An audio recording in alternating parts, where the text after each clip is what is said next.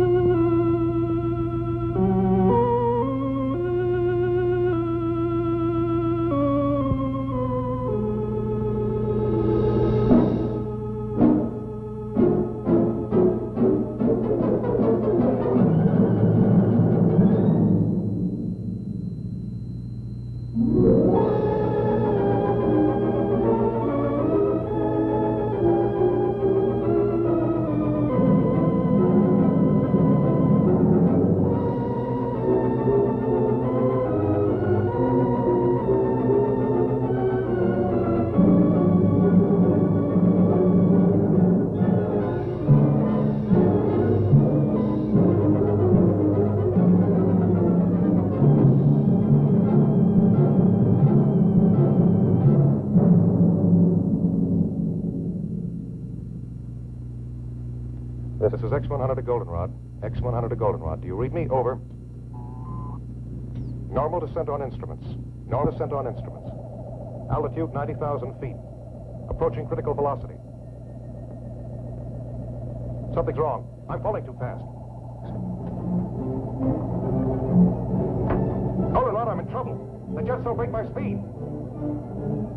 I'm releasing the drag chute. The ship feels 500 pounds heavier. There's no drag, and I'm getting too close to the Earth.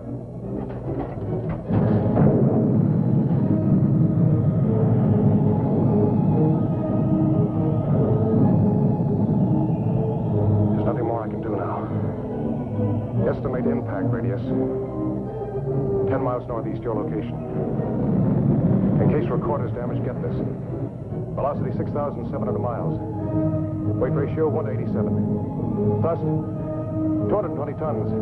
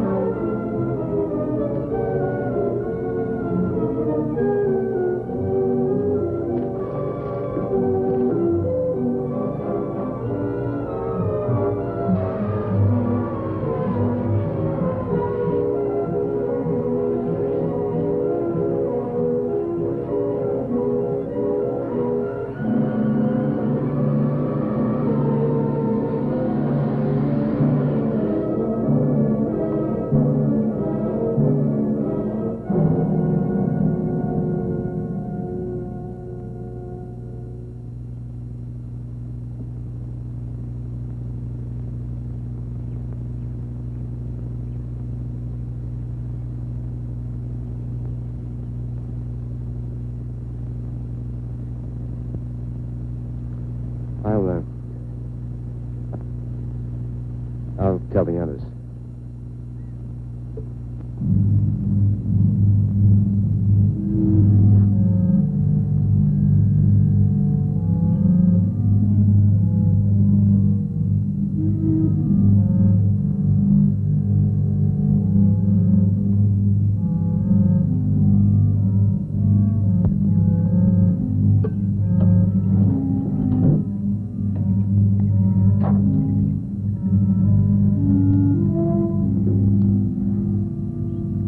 Goldenrod Baker to Goldenrod Able. Goldenrod Baker to Goldenrod Able. Goldenrod Baker to Goldenrod Able.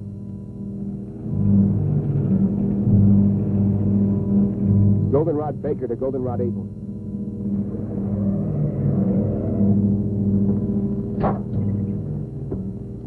Did you find it? Came down about 3 miles east of Walker's Pass. Area 116 or 117 on your map. How bad is he? He bought it all the way. You're certain? No respiration, no heartbeat, no pulse. Came down pretty hard. The rocket unit's still in one piece and most of the control section. Everything else is scattered around for about half a mile. Tell Donna to cover the entire area. Canaveral will want all the visual data we can give them. Oh, and don't move anything till we get there.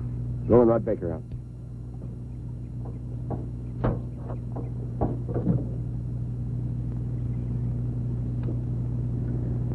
I'm terribly sorry, Julie. I can understand how you feel. But we can't let it interfere with the work we have to do. You both knew it was a calculated risk.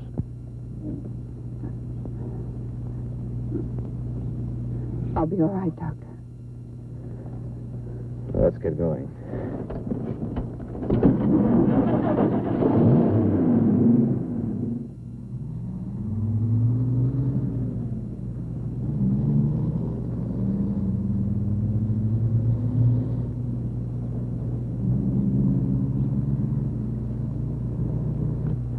Dave, look at the composition of the smudge. Dr. Wyman wants you to get full coverage on the entire area. This was your first project under Dr. Wyman, wasn't it? Yeah. I helped design the jettison unit that didn't work.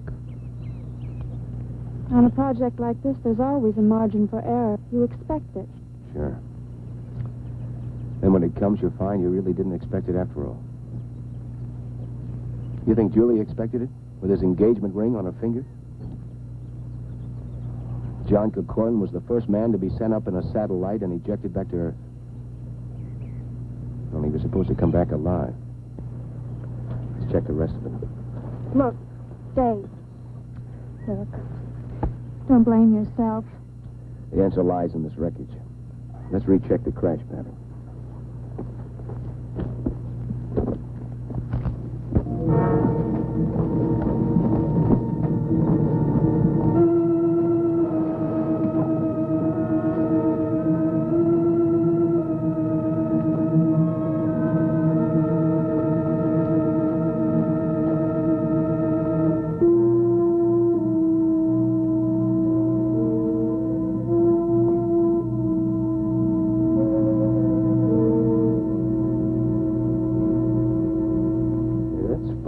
What's that? This rip was smaller when we first got here. Would the stress of settling into the ground have widened it? How could that be? The entire hull is made of magneridium alloy. I'd like to examine the body before we bring it out. All right. Watch you don't cut yourself, Doctor.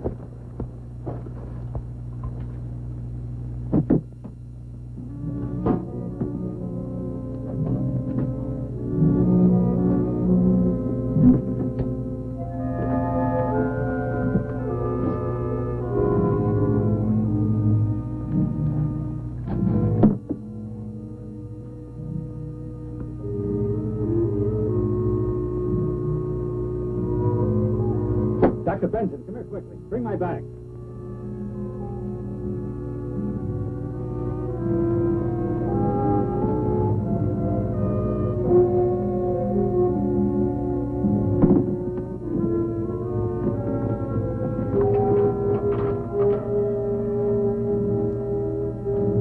I want you to see this.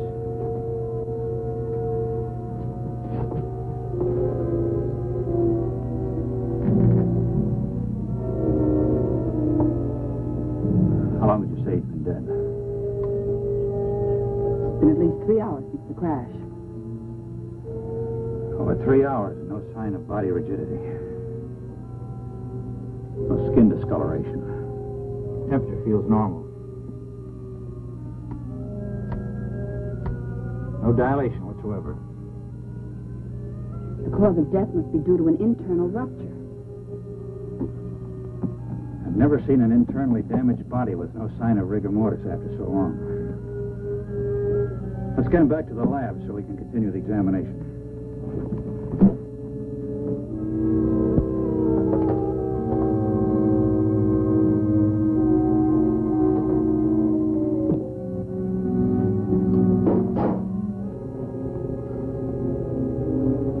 Help Dr. Wyman.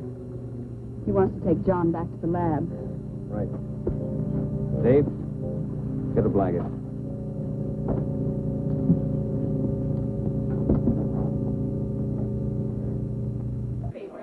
Hey, everybody. Well, we hope you're enjoying tonight's movie, Night of the Blood Beast. Ooh. Don't you feel honored to be, yes. I do. That one. And anyway, this is, yeah, I would assume so. Thank you very much. Anyway, we're at the Twisted Nightmare Horror Convention here. Yes. That is, it's taking place in Middleburg Heights this year, and we are with the founder, Middleburg Heights. Director. Yes, I know, I live here. I live 5 minutes from here. Thanks, Robin. I've been like. Has it been a? It has been a long weekend. It's been a long, and it's only half over. Yeah, I'm like hearing things now. It's really weird, like this ringing and. It's a phone. It's either a long weekend or else the peroxide from my hair is seeping in. It's sinking in. Yeah. Yes. Okay. We got seepage. Anyway, this is Robin Griggs, and some of you may remember her from, let's see, it was One Life to Live, All My Children. No. See, I'm trying to remember. One Life to Live. Another World. Yeah. That's okay. That's what I was trying to remember. And and I believe you also. I have some films and stuff We've got that some I'm films doing going on. Now I understand. And so you've organized this this convention here to try to promote Keith Klein things. and I have organized this convention, and we're having a blast. It's kind of, the whole idea started because I'm a horror fan, and so I decided to fly people in I wanted to meet. So I'm like the fangirl walking around. That's kind of nice. So it's really cool. It's like my way of getting a picture. I see. Oh, See? well, The truth behind the whole thing. I get you. So It's a whole casting ploy. it is, yeah. It is. I get that. So. Why didn't we think of that? Because we're not as famous as her. Oh. I'm Well, yeah, famous. that's true. Like, yeah. Well, let's say you've had a little more exposure than we have. Network television. Yeah. Not trying. Sorry. Oh. You We're said fine. exposure. I wasn't sure what you were referring to. Media. Network. Whew, got to be careful with that one. There was a bullet. Anyway, so this is what, the second year that you've done this? Yes, the second year, and this year I wanted to add in more people I wanted to meet, and I'm a huge Battlestar Galactica fan, so we have Richard Hatch and Herbert Jefferson Jr. There you go. I think we're going to go talk to him. And Marv Wolfman and Len Wayne from the comic book world. If you know comic books, they're responsible Rocco for. knows all about the comic really? books. Oh, yeah, yeah. they're responsible for like Blade.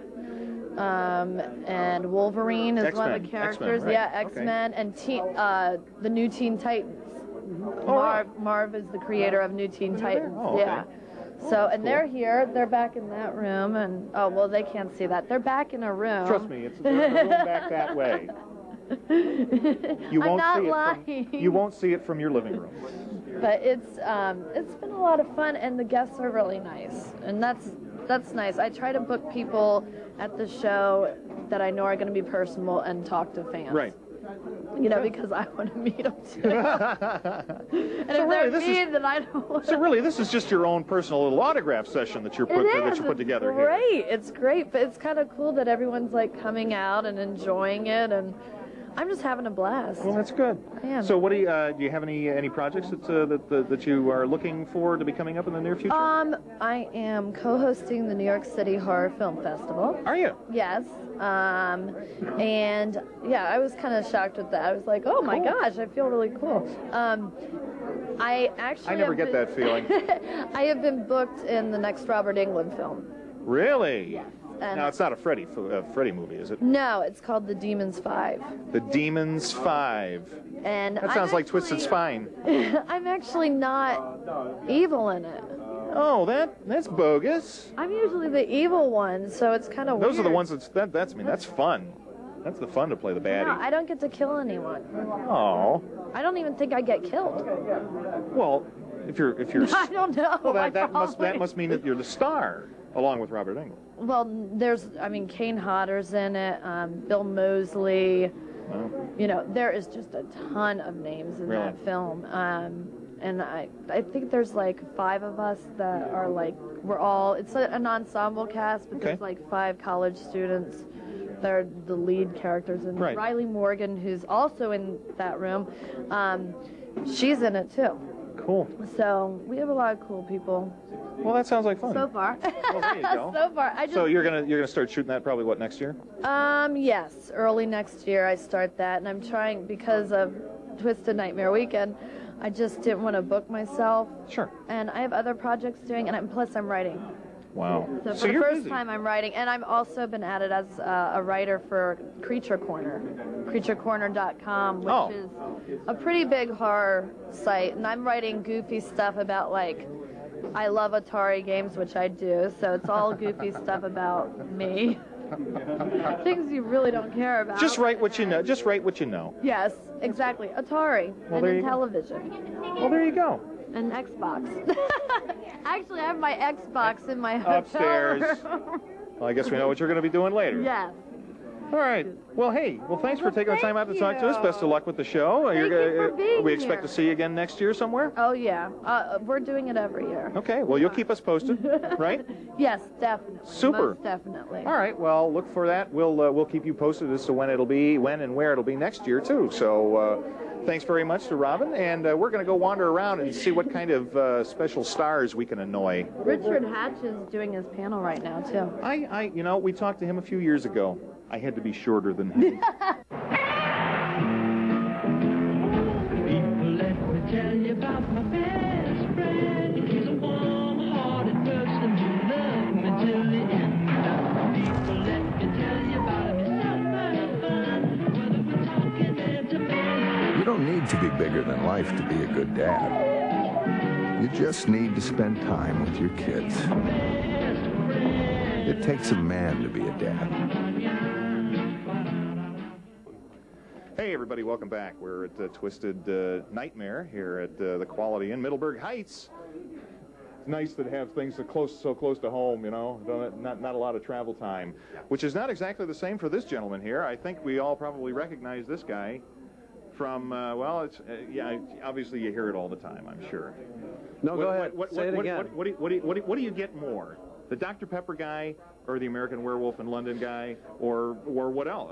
Yeah, it or is there depends. anything else? There's other things. Were you in Hot Dog, the movie? That was a Hot ski Dog. film. Holy mackerel, I remember that. Say, hey, how about that Midnight Madness, which was a film with Michael J. Fox's first film, as a matter of fact. I think I remember that. A Disney film. It was like an all-night treasure hunt. All night. Did you ever find any treasure?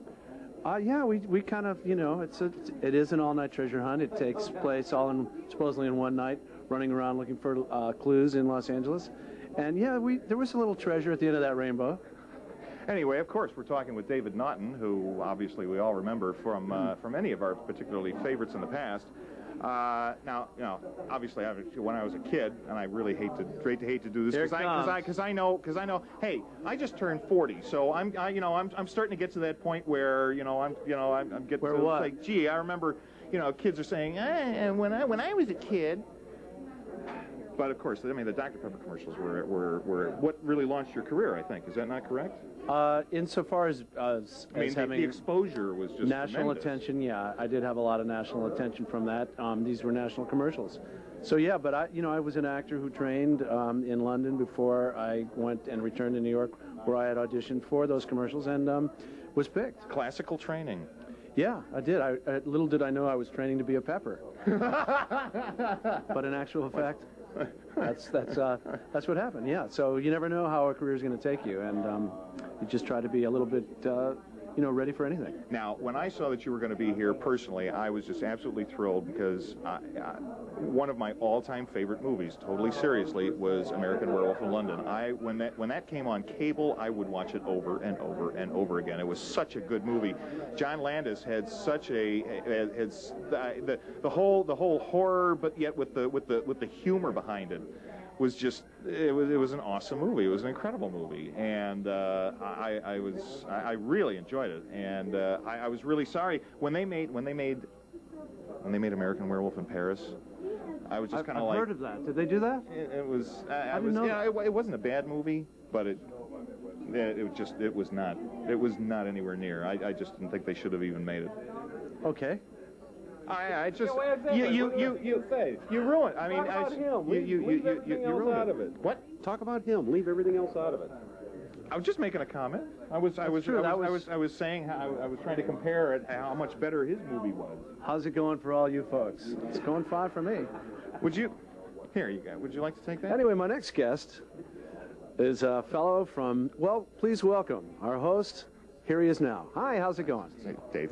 I'm fine. Good. How are you? I really wasn't prepared for this, but no. So tell us what's going on. What's going on lately? I see we've got we've got some updated things here. Being a horror, sort of horror themed convention, I brought primarily stuff from American Werewolf, which you can probably see. Yeah. That kind of. That's kind of like Mike here without enough rest or food.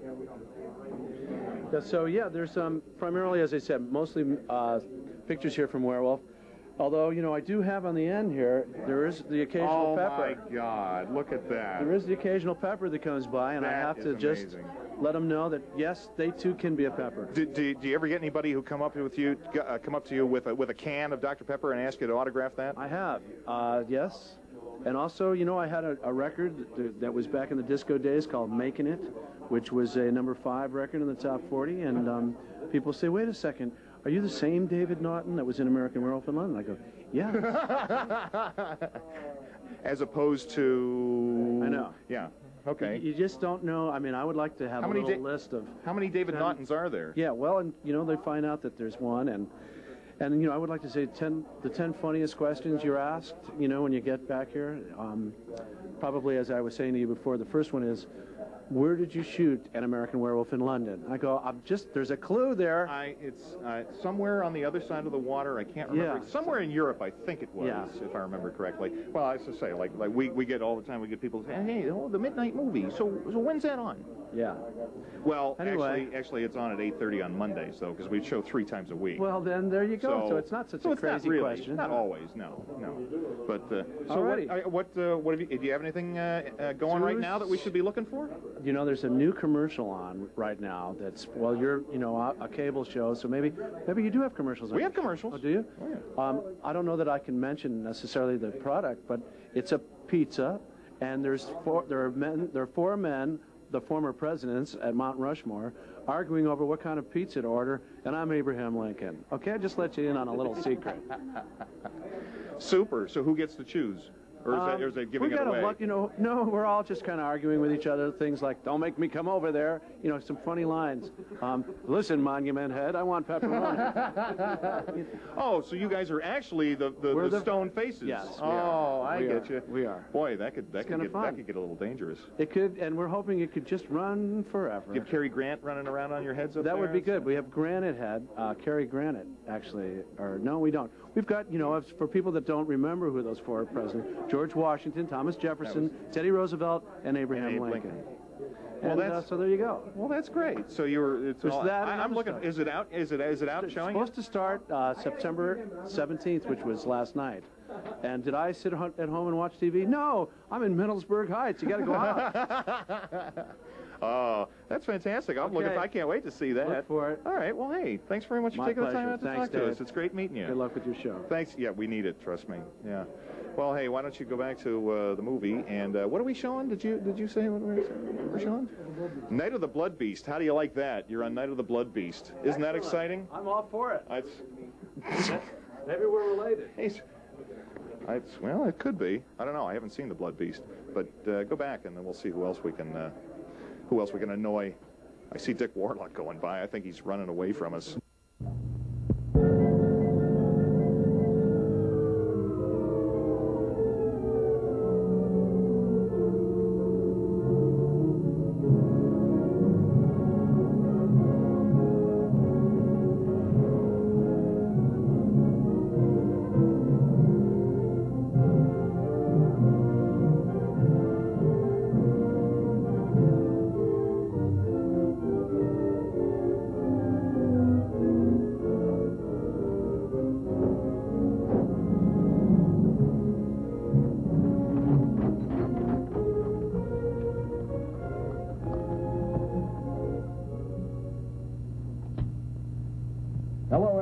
Hello, Everglades. This is Goldenrod. This is Goldenrod. How do you receive, over? Aren't they receiving it? That's not the question. Are we transmitting? They don't receive anything from us. They won't try and reach us until the frequency check at 9 o'clock.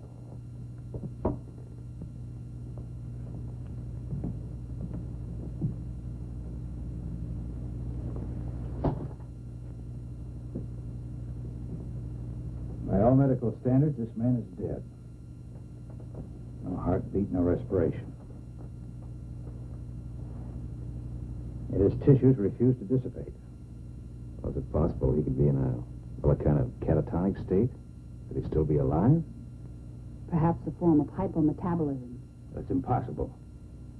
His heart is stopped. There's no circulation. You know as well as I do that when this process stops, the brain starts to deteriorate almost at once. Within a matter of 3 minutes, it dies. Hello, Everglade. Hello, Everglade. This is Goldenrod. This is Goldenrod. How do you receive? Over. Maybe after this long a radio silence, we'll switch over to an emergency channel. I've already tried that. How about the Air Force? Hello, Air Force emergency. This is Special CQD Goldenrod Station. How do you receive? Over.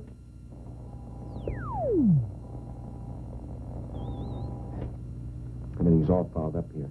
I couldn't receive the spot weather report on this thing. Yeah, but are you sure it's not your set? No, I've already checked everything. Will you go out and ask Steve to come in here a minute? Sure. Hello, Everglade. Hello, Everglade. This is Goldenrod. This is Goldenrod. Do you receive? Over. Nothing, Doctor. Doctor.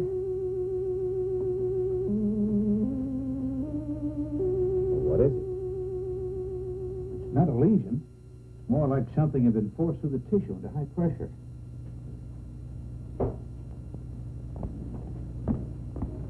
Steve. The radio still won't work. Dave wants to see you. Okay. I'll bet they're going nuts at the Cape. Get that radio working, Steve. We're going to need assistance.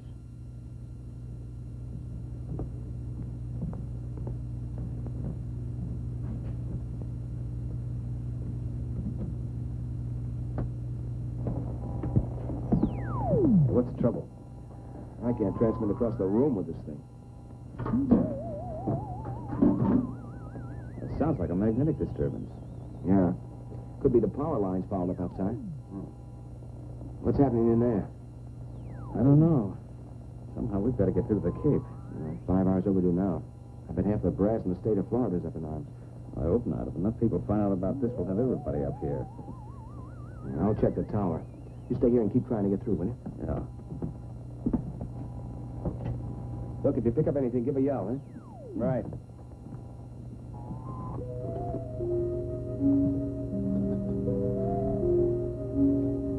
Blood pressure 120 over 80.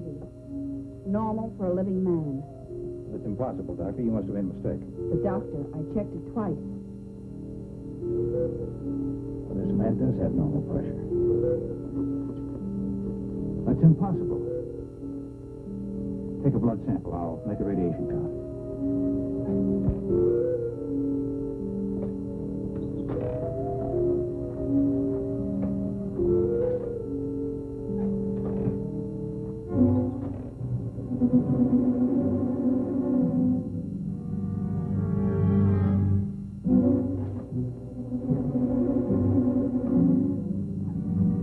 Goldenrod to Everglade. Goldenrod to Everglade. Come in, Everglade. Over.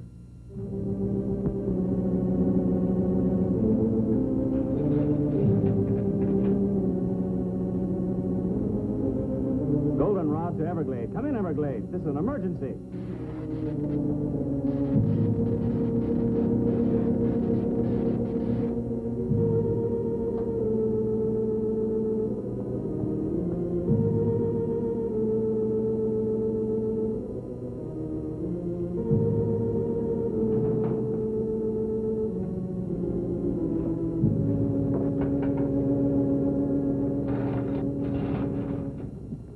Steve?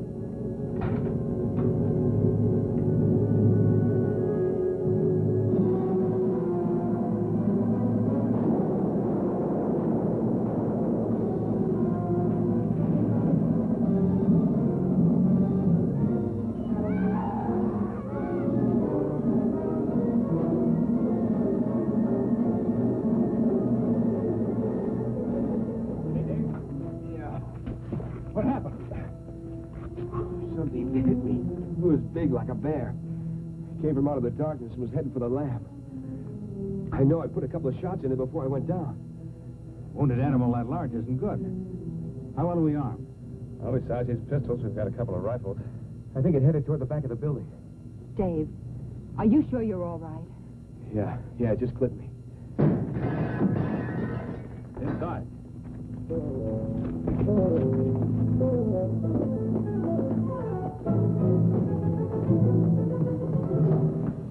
It's in the medical room. Wait a minute.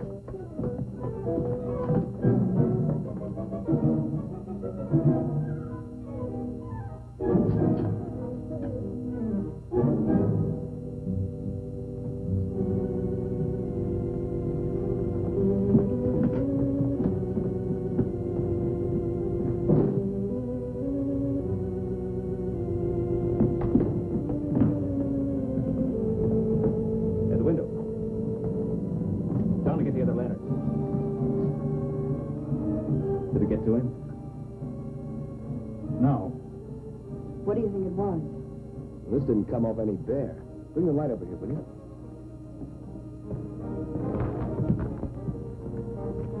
No fur, no blood. Very much like leather. Is the power out completely? Yes, it is. You have any idea what caused it?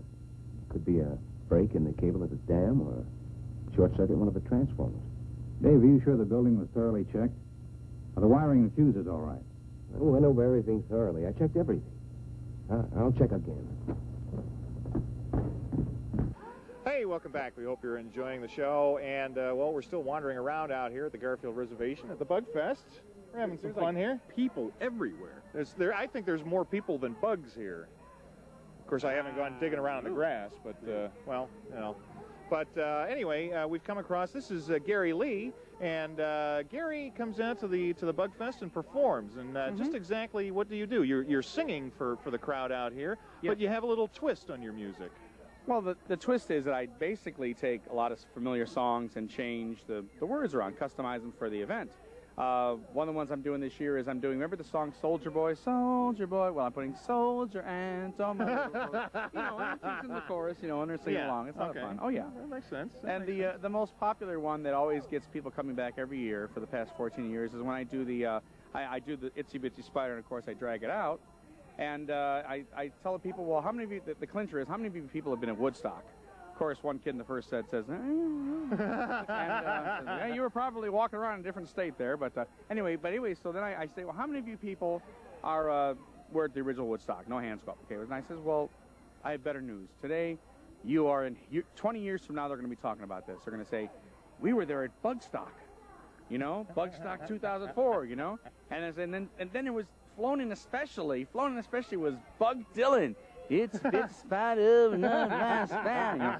Gets them every time. They love it, And any of the big, big kids there, they're like, might be sitting like, they get to smile. They can't resist that one. It breaks the ice. Yeah. Now, I obviously, for Bug Fest, earlier we heard a little bit of your Beatles. The Beatles, I do a lot of that sort of thing as well. Yeah. That's good. Well, thank you. I'll do Paul McCartney as well and George Harrison. But I was at the, if I should say this, they had the Beatle Festival there. Abbey Road. I was in that. Yeah, I was in the past 3 years. I was. We were down there. Well, Mike wasn't, but we were down there last year. We didn't get to make it this year, but we were down there last year, and boy, that was a lot of fun too. Oh yeah, it was a lot of fun. So do you go around? Is this do you do the performing professionally, or is this? This is how I make my bread and butter, as it is. Okay. Yeah, that's how I survive. And a butter pie. A butter pie. The button wouldn't melt, but they put it in a pie. Anyway, it's not bad yourself, It's got a lucky face, I can tell that, I'm feeling left out. Did you get that one? Come on, I don't have any extra. Well, he can do. Oh, he can do. Let's give him Ringo. What do you say? Hey, Ringo, come on, Ringo. You can say, come on. He played the drums, didn't he? No, here, I'll tell you what. I'll give you the lead in here, real quick. I'll give you the lead in. What do you call that haircut? What haircut? No, that was George. Was it? No, it was George's. Was that George? Yeah, George's. I thought that was Ringo. Oh, okay. Well, I can't remember. What did Ringo say? I can't remember what Ringo said. No, John said turn left to Greenland. Yeah, how do you find America? Turn left to Greenland. But anyway, so now, obviously, so do you tailor, obviously, your performances for different events? Do you go to different kinds of events and tailor your music for that kind of theme? Mm-hmm. Yeah, pretty much, yeah. That's kind of neat. It's the kid thing is fun. My main thing, of course, is doing oldies, 50s and 60s, doing a lot of stuff. The Beatle Festival and things like that. Okay. Now, what is it, now, is that like a main thing for you to do, to adjust the music to whatever theme, or do you just mostly do straight performing of whatever music you're doing? Here it's far from straight. If it's well, but most of the time it's pretty straight. Yeah, except when like one of the lines I've overkilled. I'll slip in the accent. Their performance. Well, this is why this is the Beatles I want to do. Somebody heard me and asked me who and where I'm from. I'm from your mother, just like you. But no, it's pretty much straight, if you can consider it, you know, whatever straight is. So you write your own. So obviously you Yes, sit I'm you a sit writer you, as well, you yeah. sit at home and you write your own adaptations of the music, as it And were. I write a lot of songs, you know, original material too. I have an album out right now. As a matter of fact, I have an album out right now. Do you? And it's called Ever So Quickly. The band isn't playing out yet, but I have an album, and it's doing well. It's currently, when I went to the Beatle Festival last weekend, there was these guys doing a seminar from Liverpool. Now it's in Liverpool right now. The album's in Liverpool. It's in Iowa, Canada, Michigan. You know, people are taking it with them, so it's spreading. Whenever do they still call them albums or are they CDs? I'm calling it an album. Well, as a matter of fact, in my album, what I do on the back, I say side. I call it Program 2, you know, something like that. Because when you write a group of songs, at least in my mind, you think of, well, this would be a good one to end side, you know, 1. Right. So that's what I'm doing. I'm saying Program 1, then Program 2, but it's all on CD. So Oh, I call it album. That makes sense. Well, I'm kind of that way anyway too. So, but well, hey, thanks for taking the time out and talking to us. Thank you. Hope you enjoy the rest of Bugfest. Well, and, I hope you do as well. I hope perhaps in our traverses around town, we'll see you at some other festivals Well, I sometime certainly soon. think that's possible. And as John Lennon would say, you got a lucky face. Keep smiling. God bless you. And we'll see you.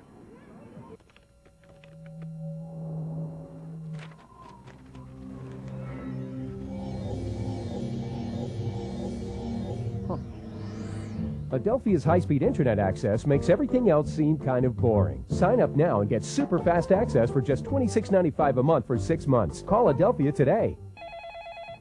Ray, did you see that? Yeah, I'm the high bidder on the lawnmower. Good thing. I've got these weird circles on my grass. He wouldn't want me to tell that story. Well, we'll tell it anyway. Hey, everybody, welcome back. We hope you're enjoying, what is it, the Night of the Blood Monster? Isn't that exciting? Blood Beast. Blood Beast. Well, what difference does it make? A beast is a monster. They're all monsters. My proof. Anyway, well, we're talking with Dick Warlock here, who, among many other things, Dick is really a stunt man. Is pretty much the core of your work. Would you say? It is. Is the core of your work, of your professional career? But of course, we will all remember him as the Shape, or Michael Myers. 43 years in the motion picture industry, and I'm remembered for wearing a bleached William Shatner mask. Yes. That's pathetic. That's got. Hey, look at us.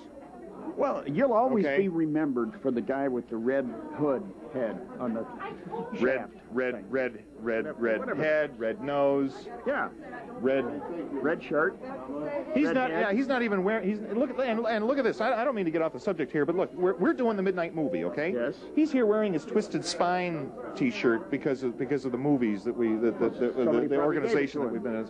Well, no, he's part of the group. We've made a couple of movies, and he's part of this group that makes ultra low budget movies. Over in the corner over there. Over there, yeah. I'd love to come and work with you guys sometime, but you don't want to pay my airfare up here from there. You know what? I have a feeling that if Rich and everybody thought that Dick would actually work in the movie, they'd scrape the airfare together and put him up. We'll see. I think they'd work something out. I really do. Come up and work with them. I really think they would. Yeah. I think that'd be a blast. Look at the grin on his face. He's thrilled already. Yeah. He's going to go back. You better be careful. You better be careful what you say, because he's going to run back to Rich. Well, no, and he's just going to go. Guess what? Example of the kind of thing I would do. See, I do some old codger like this. I think you guys would just really appreciate that, you know.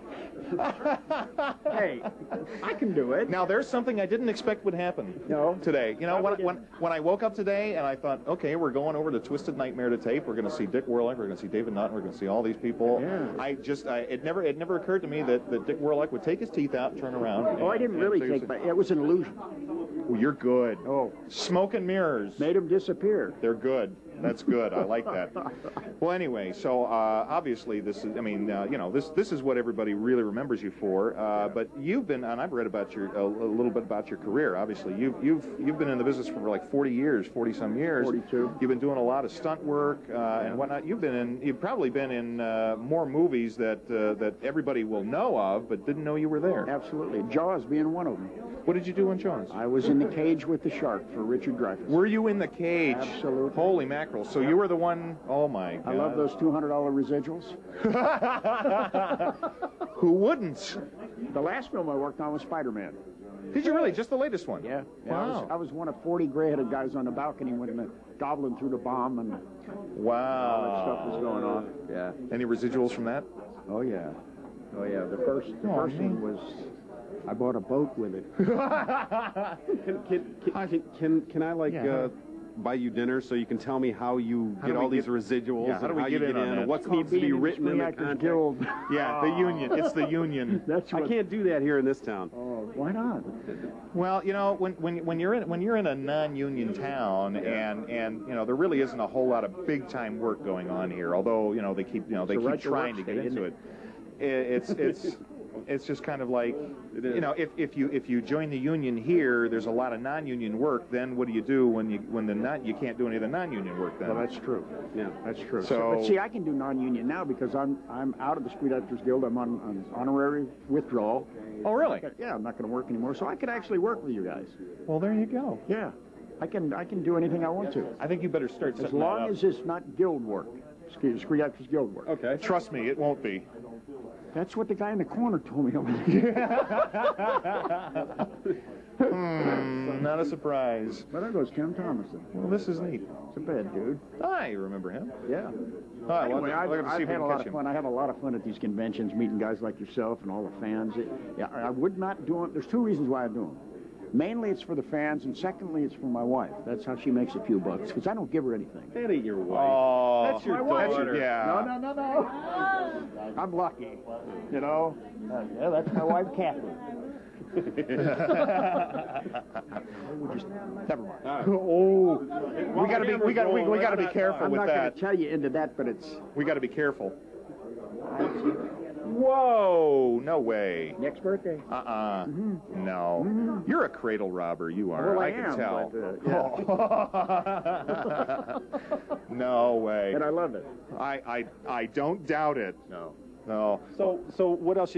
I got to move things along here. So what's coming up next for you besides one of your Twisted Spine movies? You know, actually, we're going to do one convention. I got the Chiller this year. I've got the last weekend of the month. Okay. I've got 2 haunted houses, one in Toledo and one in Buffalo. Really? Buffalo, New York. Fantastic. And I think maybe one other thing, but then next year I'm going to do one, and that'll be it. I don't think we'll ever do any more. Is that going to be it? I think we're going to wrap it up. Going to kick your feet up, go play some golf, go do some fishing, whatever. Unless she says. Unless she needs some more spending money. More money. Yeah. The calendar. The calendar. Oh, okay. Yeah. So check the DickWarlock.com site, and he'll tell you if I'm doing it anymore. She's your Sharon Osbourne, right? That's it. That's it. Yeah, I could see that. Yeah. Remember one thing. I love the fans. They are number one. Because if it wasn't for you guys, we wouldn't be here. Nobody'd have any jobs. We all know it. Nobody'd have any jobs. Well, hey, thanks so much for taking the time out. It's great to see you again. I told you I look wasn't fantastic. as glib as David Naughton. Oh no. Well, let me see if I can get him to. No. God bless. That's good. All right, why don't you go back to Night of the Blood Beast, and we'll see who else we can bother down here. Isn't that awesome? Yeah, you're in prime time, pal. Oh, absolutely. Yeah. Nothing's wrong here. Like I said, it's probably the disturbance up at the dam. Well, Steve needs some help boarding the window.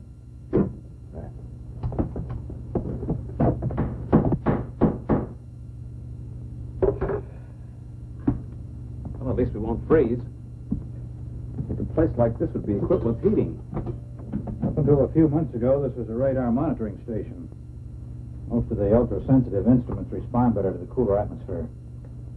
Systolic was 140. I'll have a blood sample for you in a few minutes. How long do you think it'll take Canaveral to realize we're incommunicado and send aid? Well, if the security operation is tight as this, maybe another 12 hours. That could mean we could be here another day.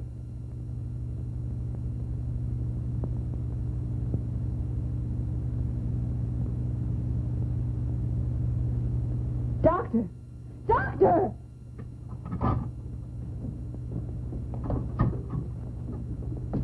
I've never seen anything quite like it. Notice the way it's fighting the others.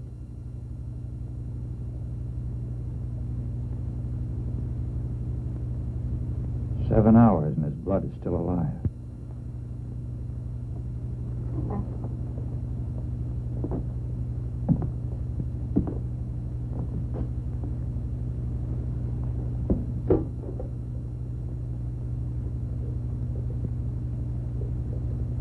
we'll have to drive to the nearest telephone and call the Cape. Every minute counts. What is it? I've seen amoebic dominance of a cell structure before, but this is completely out of proportion. Well, what are they? What do they mean? Well, normal blood has two basic cells. The red carry oxygen and the white fight infection. But this blood has three. The third cell, that big one. Well, that's completely foreign to any blood structure. If that bacterioid is contagious, then we've all been exposed. I doubt if it's communicable. We better get to the nearest town fast. I imagine that'll be Desert City. But that's over 30 miles. Isn't there anything closer? There's nothing on the map. Steve, call the Cape from Desert City. Get in touch with Dr. Zimmerman. Don't go into detail. Just tell him to get here as quickly as he can. What about equipment? Well, we need a new power supply. Need a refrigerated truck or an ambulance to transport the body. Oh, and tell him to request priority clearance directly to Walter Reed Hospital in Washington. Right. I'll be back as soon as I can. Keep checking the blood pressure, Doctor. The last count was 140 over 80. Well, that's all we can do at the present.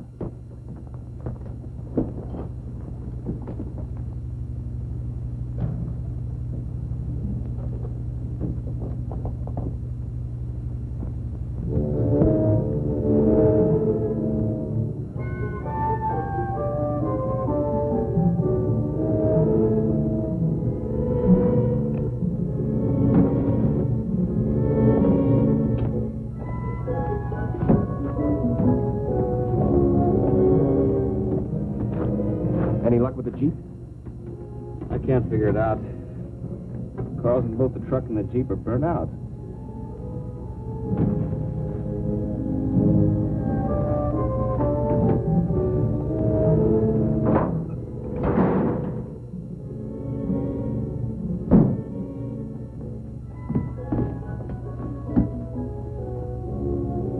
Stopped. They're both stopped.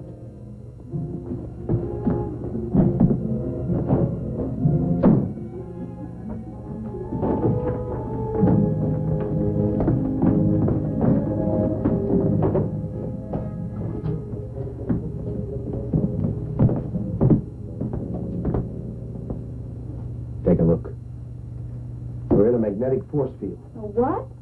A net of static electricity is surrounding the entire area. That's why our power's dead. Well, we're not going anywhere tonight. The truck and the Jeep are burned out electrically. What would cause a thing like that? There's a very powerful magnetic source somewhere nearby. It's reversing all positive electrical power. Dr. Wyman, how close is the satellite compartment? 2, maybe 3 miles. I was just thinking, is it possible that the compartment could be bombarded with electron particles?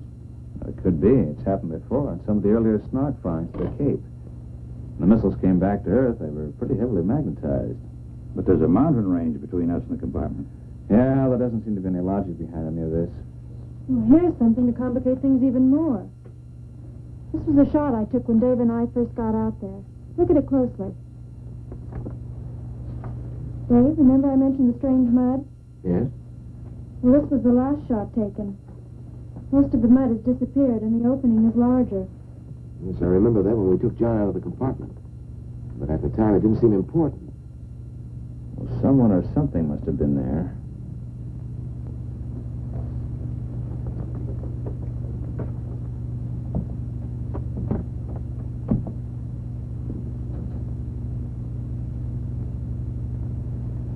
There's an explanation and a good one for all of this. There must be. Some of the things that have occurred today are without precedent. A man in there alive, it should be dead. Something that's never happened before. And we've never sent a man so far into space before. Well, we're all tired, disappointed, but under a terrible strain. After this long, the Cape has probably contacted the Pentagon. It's just a matter of time. What if they can't get through? The magnetic force field works both ways. Well, in the morning, one of us will have to hike down and meet them. As a precautionary measure, I suggest we all stay in this room tonight. Steve and Dave and I'll take turns watching Kukoan. Right. Julie. I'm sorry, Doctor. I just can't hold it back any longer. I know. I wish there was something I could say. I'll listen if you like. Bad enough losing someone you love. But this, the unknown, being held here. Alex,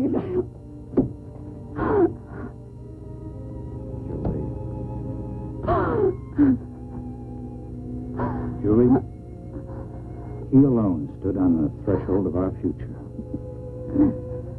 And what happened to him today, we may learn more than we've ever known. Maybe I should just listen. So he gone, Roy. Dead. But is he dead?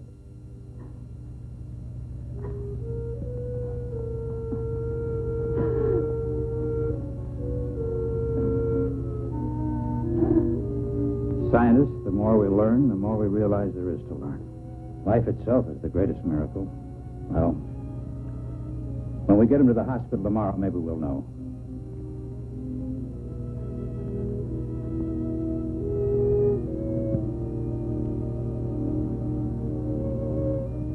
Good night, Doctor. Good night, Julie. Man, these woods go on forever. Did I ever tell you I'm not much of a fan of woods? No. Well, I'm not much of a fan of woods. Really? No.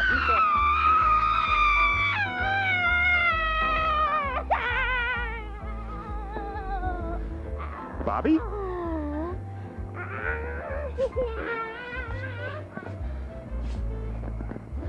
I think married life finally got to him. What?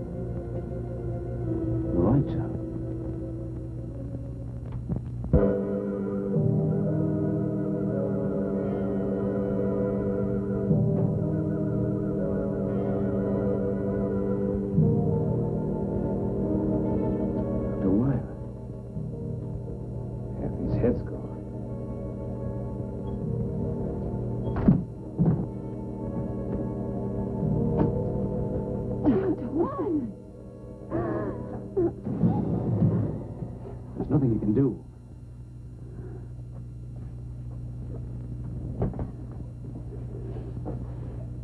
Must have taken the body. Whatever it is, it works fast. Let's take him down.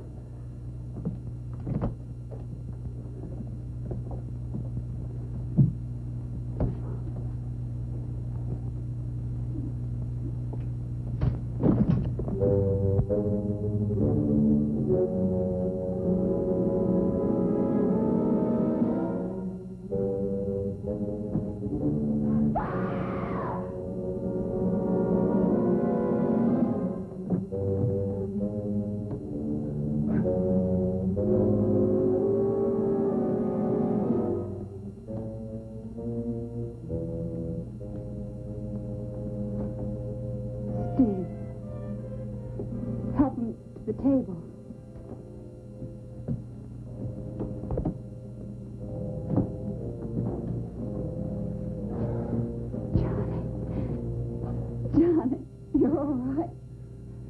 Julie, I don't know. I think so. Where's Dr. Wyman? What happened? Suppose you tell us what happened. Julie, what happened to Dr. Wyman? He's dead. Why are you staring at me? You don't think that I had anything to do with it? John, we're just as confused as you are. Did you see anything? Was there anybody in the room with you and Dr. Wyman? I don't know. Last thing I remember, I was making my descent. The jets didn't take hold. When I finally released the drag chute, it didn't hold. It was too close to the ground. You crashed. We brought you here. You don't remember? I seem to be floating in a warm, black mist. Oh, my head. My neck. Oh, no. The same mark.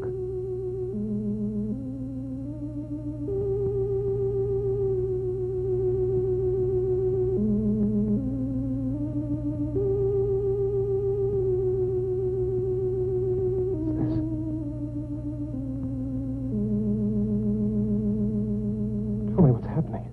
Johnny, you don't understand. We thought you were dead. Dead? What do you mean, dead?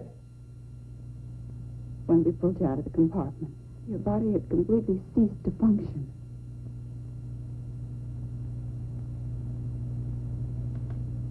A hypometabolistic state. A type of suspended animation brought on by the contraction of the mesentery blood vessels in the pressure change of landing. That kind of terminology I'd expected from Dr. Wyman, not from you. Well, it seemed like the natural diagnosis. From Dr. Wyman, yes. In some way, I think Dr. Wyman is influencing me. I think he may be a part of me now.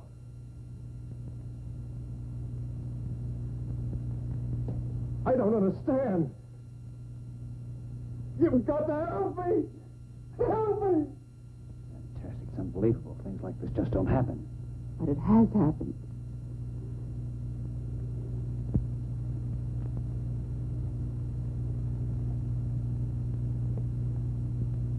I'm not afraid. I'm not afraid. It didn't come here to destroy.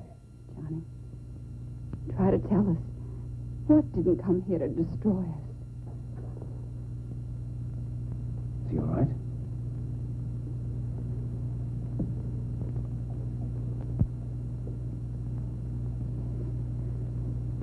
Yes. They're gone.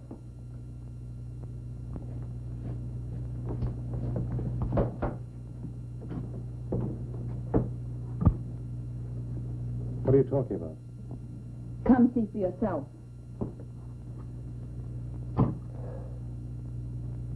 That's what your blood looks like now. Normal in every respect. 4 hours ago, it was populated with alien amorphic cell structures.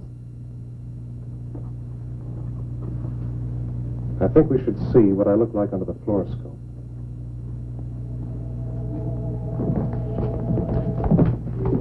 How will it work with the power out? It operates on a radium cathode tube.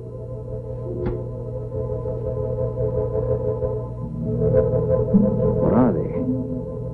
The amorphic cell structures have expanded to... They're using his body for a breeding ground.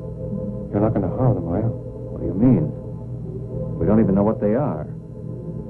The one thing we do know is that they're alien to the human body. Somehow they must have come down with you in the compartment. Only a few hours ago, they were microscopic. We've got to do something. If you destroy them, you destroy me.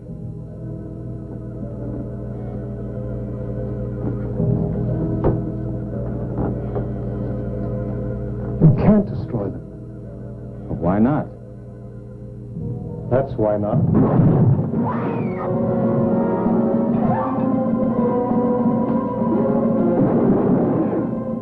Steve!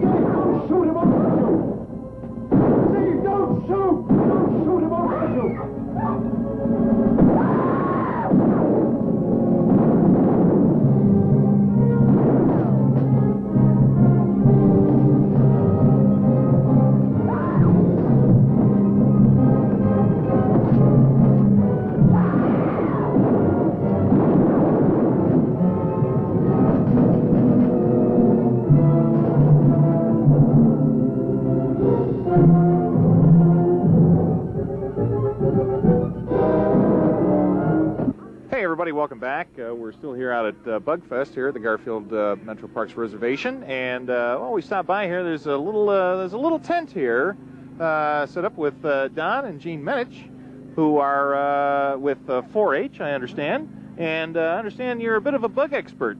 Imagine finding one of them out here at the Bugfest. Well, gee, you know, expert, if you break it down, an X is a has-been and a spurt's a little drip, so I don't consider myself an expert. However, what we are out here doing is playing with the kids and some of the adults. We have a game called Hug-a-Bug or Mug-a-Bug. Kids reach into the bag of bugs, pull out a plastic bug, and then they try to tell us whether it's a good bug or a bad bug. We talk a little bit about what they do, how they are good, and how they are bad. All right, well, let's see how this works. Okay. What is it? Is it a stick bug? A stick bug or a walking stick? Okay. Good bug or bad bug? A good bug? That's right. You know why? No. Okay, because it eats other bugs. Here. First of all, in the wild, these things are usually brown or some color that matches, camouflages with whatever piece of wood they're on. Okay, they'll sit there looking like a branch. Aphid or something like that will come along and it'll go and eat it. Okay, it's a good bug. It helps us out. What bug do you got there? I don't even know what it is yet. I know. Okay. Red ant. No, what bug? Do you know what bug that is? I don't know what bug this is, but I do know it's an insect.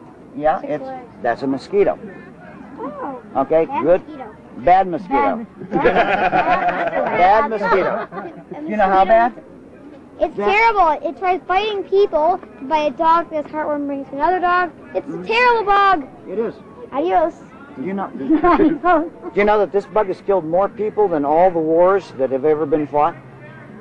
Okay, this bug carries diseases. Encephalitis, West Nile virus, carries malaria, yellow fever. Okay, very, very bad bug. Bad bug, bad bug. Okay, what do you got there? Red ants. Okay, is it a good or bad bug? Bad bug. Why? Because it can bite. Okay, it can bite you. Okay, if it gets in your house or if it crawls up your leg or something like that, it's a bad bug. But really, it's a good bug. Because what ants and bugs like this do is they help break down the dead leaves and dead plants and stuff that they find in the forest. Makes them go back into the ground, back into nutrients. Okay? Any other bugs that we have got going? Okay. What do you got there?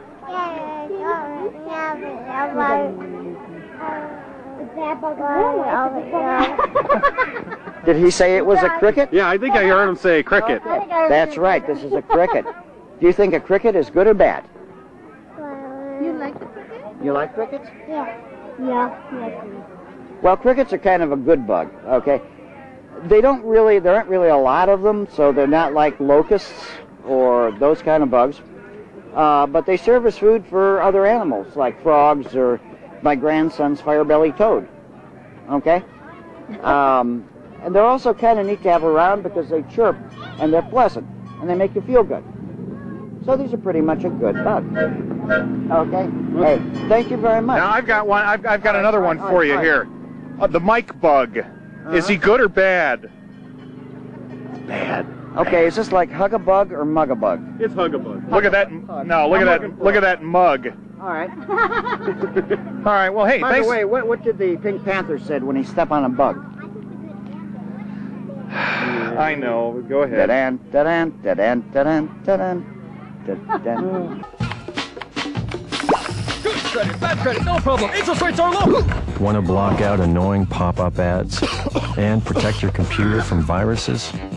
When you upgrade to Adelphia high-speed internet, you'll get all the speed you want I'm going in. and all the protection you need at no additional charge, including a firewall feature to protect your computer from the hackers of the world. Call Adelphia today for special savings on high-speed internet. Call now. Okay. All right. Hey, welcome back. We hope you're enjoying, get this, Night of the Blood Beast. Hey, Yeah, I know. dude, are you kidding me? Night of the Blood? That's one of my favorite movies. You're showing that tonight? Oh, I can't believe Yeah, it. and that, look at Amazing. Sorry, take a breath. Somebody get Mr. Bannister a glass of water. No, actually, I have some. Anyway, oh, there you go. I don't want to do a There you product go. placement, so I've got. Yeah. Anyway, this is, of course, Reggie Bannister, who, of course, we all know most familiarly from the Phantasm movies. Phantasm, you know, and it's really funny because you'd think I never did anything else. No, of course not. But well, no, and you know, and that's one of the things that it's always so. I'm always kind of a little uncomfortable going up and talking to somebody when it's just like when there's just so much identification with just one role or one character, that kind of thing, because I know that it's kind of like, you know, we do other things. No, but you know, I do love it though. I love the Phantasm series. It's just meant a lot in my entire life. It was kind of a life-changing event, you know, actually. But you know, we've got a new movie coming out in October called Cemetery Gates. It's from the same producers that did Dog Soldiers, a terrific werewolf movie. Oh, I remember that. Wasn't that the British movie? Yeah, yes, yeah. I just saw that several months ago for the first time. That was a good movie. That's a good movie. That was a freaky movie. Yeah. So we did Cemetery Gates. It's about a 7-foot Tasmanian devil that just eats its way through the movie, you know, and who doesn't want to see that? I mean, come on. And we're getting ready to do another picture. I'm going to Missouri to shoot a picture next week, actually. Really?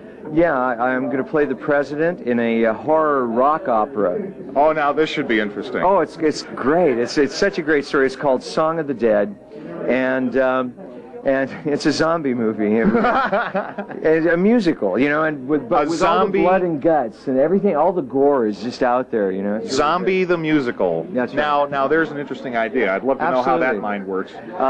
You know, it works well. I like that though. It's well-oiled. I kind of like that one. Well, that's one way. Something's in there lubricating. I'm not quite sure whether it's oil or what. We don't have to go. Is this a family show? I know it's more or less. Yeah. We're kind of unfortunately, Okay. you know, standards. I got you. You know, not that off camera we don't get a little. Yeah, a little. But no, wacky. we're we're cool. No. We're cool. We're all right. We're good. All right. But you know, it's such a classic for me because I remember the very first one, and I think that was released in like 79. Yeah. Okay. I was in high school, and I saw this movie for the first time, and it scared the crap out of me. It scared the crap out of me. I mean, number one, Angus Scrimm is one scary-looking fella. Yeah. And just the whole atmosphere, the whole thing, and I mean, all you guys did such a good job of it. And I mean, it is.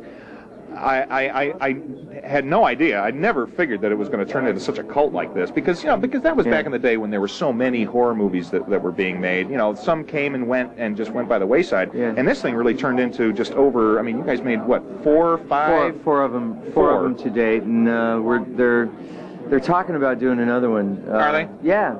So it just kind of depends on how things go. You know, there's a new script at a few different, you know, making the rounds. I mean, you don't necessarily want to beat a dead horse unless it's like really good stuff. Well, you know what's interesting about this particular piece is that the paradigm, the story itself, the atmosphere that's created can just go on and on. I mean, because you don't really know. What's going on? No, you know? No, that's just it. You never understood. And tell me, maybe I missed it. I didn't get this. Maybe everybody's going to think I'm a total idiot. But in the last one, where they actually went through into that other dimension, and all of a sudden they're back in like turn of the century farm, and I didn't follow it. I didn't get it. I was kind of like, well, I'm not sure I understand. Is this like he's some kind of a mad scientist or something? You know, it's well, sort of. But you know, the idea I think that was that he had good intentions at first, and it just went bad, and something went terribly wrong. You know, but anytime you go through those posts, those chromium posts, you don't know where you're going, and you know, seriously. And I think that the last picture that we did. There's a scene where Michael looks out into the desert area. He like you've had nightmares like this, where a breeze comes behind your head, and you turn around, you see something you don't really want to see, right? Yeah. And he turns around and he sees all these posts, all these gateways out in the desert. Just God knows, all different. Yeah. Where do they go? Where do you end up? Yeah. You know, it's like you could get lost out there, and maybe we're all lost anyway. Well. Huh? I know I am. I've been there, done that. I think it's. I think you probably should have been able to figure that out. You know, just in talking with me right now. Absolutely lost, and so you know that could be the whole. That could be the whole concept, you know.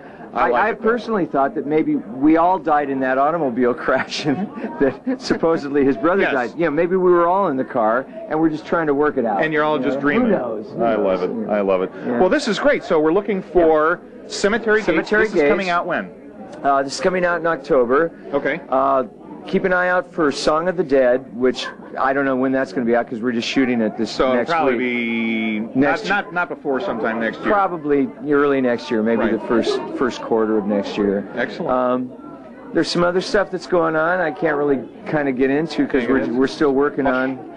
Still working on stuff. You don't want to put the kibosh on it. No. But there's just a lot of pictures that I've made this year that have the word dead in it. Let's just say that. I don't know why. I don't know why. Well, I don't know why. Just kind of go with what works. I'm just kind of flowing, dude. You know, that's all you can do. That's basically it. It's a prerequisite to almost everything else, or anything else, actually. Well, hey, thanks so much for taking the time out to talk to us. It's great to meet you. Absolutely. Best of luck with the new movies. Thank you. And obviously, hopefully we'll see some more of Phantasm in the future as well. So why don't you go back to Night of the Blood Beast? Oh, my God. I can't wait to see this movie.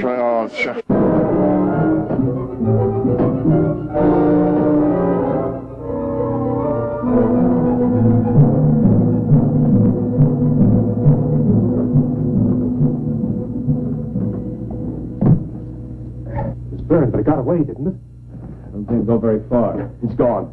It was burned pretty bad. I think we ought to track it down and make sure it's dead. No, let's wait for help. We can't possibly combat that thing by ourselves. Look, nobody has gotten to us, and no one probably will until it's destroyed. Why does it have to be killed? Why are we always so quick to destroy? It's an alien. It's the first of its kind to come to the Earth. John, you know what it's done to you, breathing its young in your body. You saw what it did to Dr. Wyman. Isn't that reason enough? It has to be killed. You don't understand. It didn't come in malice. It could have killed all of you earlier, but it was me it was after. It had to come back to me to nourish its young. All the more reason to destroy it. Suppose it is still alive. Bullets don't harm it. Well, fire seems to. How about a very pistol? Has an engulfing flame plus a delayed explosion. It's better than a lantern. Very pistol? A flare gun. At short range, it'll chop down anything. There's some in the cabinet in the hall. I'll get them. No, Dave, you can't. Listen, you can't kill a living creature without giving it a chance to justify itself. Oh. Let's put him in there.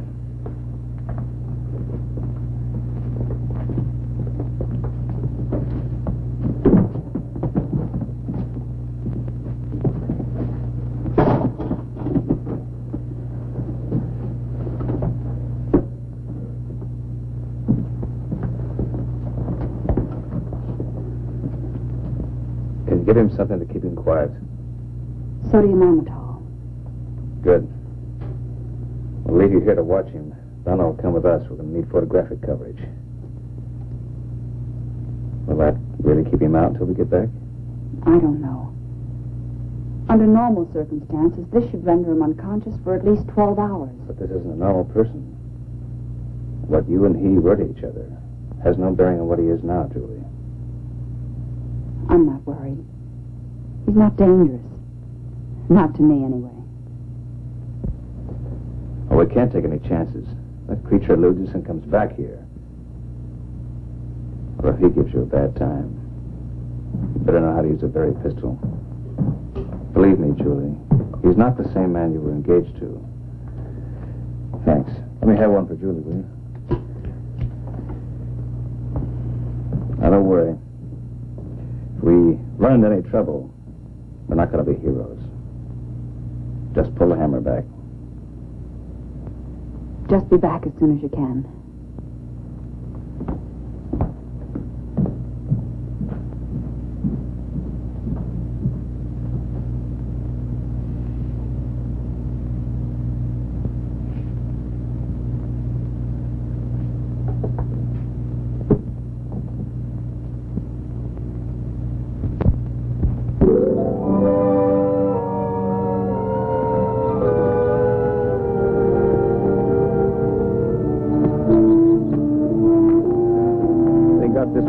Healthier than I am.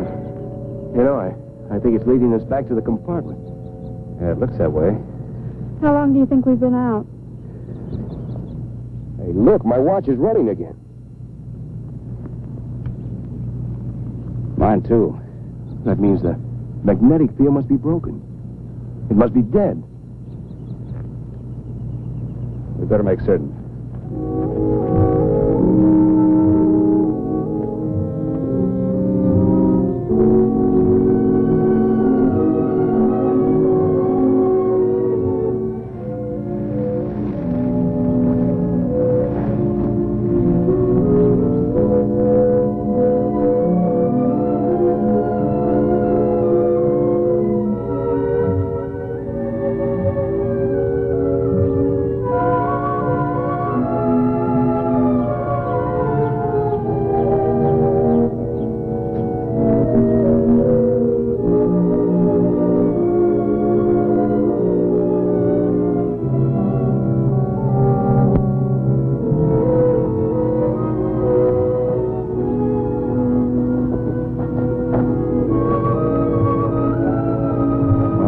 Most likely place for it to go. Yeah, I don't see anything. Maybe it's on the inside. Yeah. Only you stay here until we're sure it's safe. Dave, you circle to the left and I'll go to the right. Check.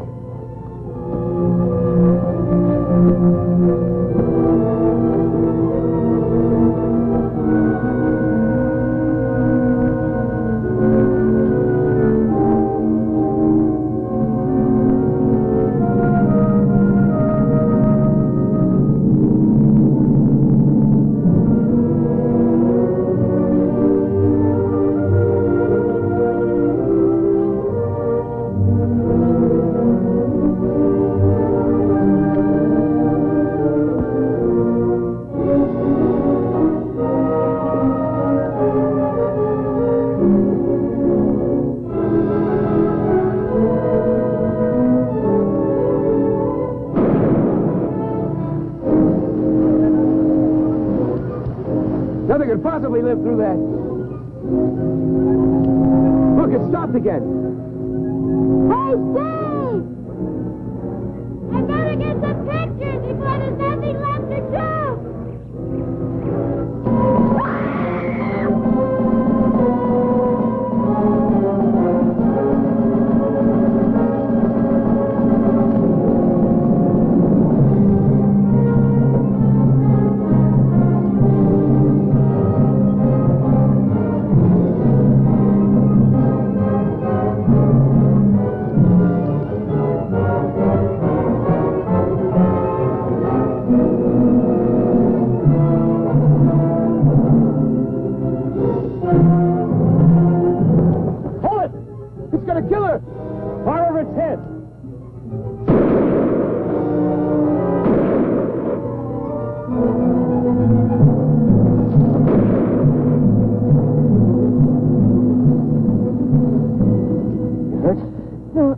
I don't think so.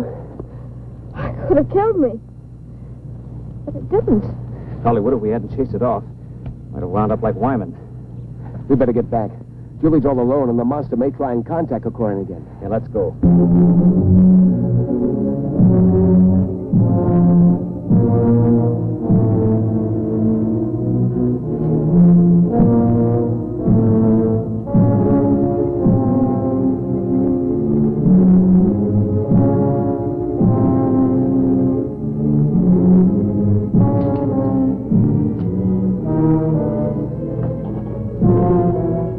Don't be afraid, Julie.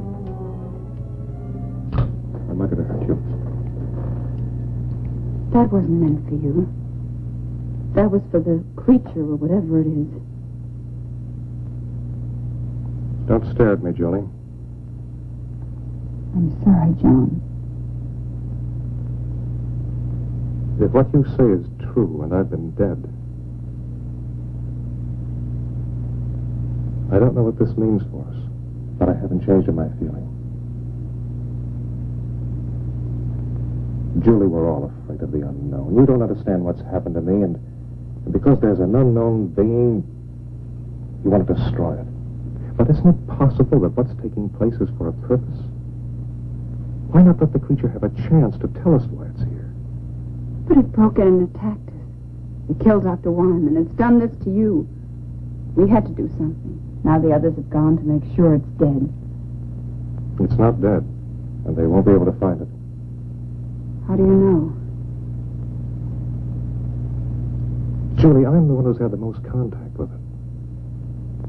Something foreign is inside of me. Alive. If there was any cause for fear, wouldn't I know it? But I'm not afraid. This creature is intelligent. It wants something. We've got to give it a chance to communicate with us.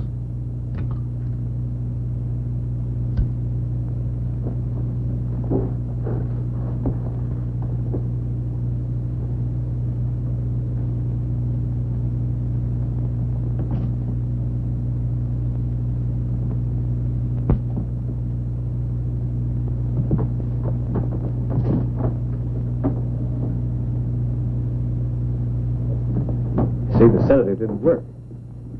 My bodily reactions aren't those of a normal person. What happened to the creature? Got away. Then it's alive. He told me it would be. Somehow he knew. He seems so sure that it's not evil. This isn't a battle between men and a non-reasoning being. Can't you see it doesn't want to kill for the sake of killing? It could have done away with all of us earlier if it wanted to. Until we discovered its fear of fire. Listen. When you were out checking the power lines last night, all you had with you was a pistol, which you fired at it with no effect. If it had been a wild animal, it would have tried to kill you before moving on. Can you account for what happened to Dr. Wyman? No, I can't. But maybe it could if we give it a chance. Why should we give it a chance? It's already committed murder. It's done I don't know what to you, and it's attacked Donna. Look, if you were in a strange place and you were trying to communicate with the inhabitants, but every time you tried, they made a move against you, the only way to break through to them would be to take a hostage. Can't you see that's what it's been doing? It's been acting out of fear and self-preservation. It wants to communicate with us, but it doesn't know how. We've got to give it a chance. What do you have in mind?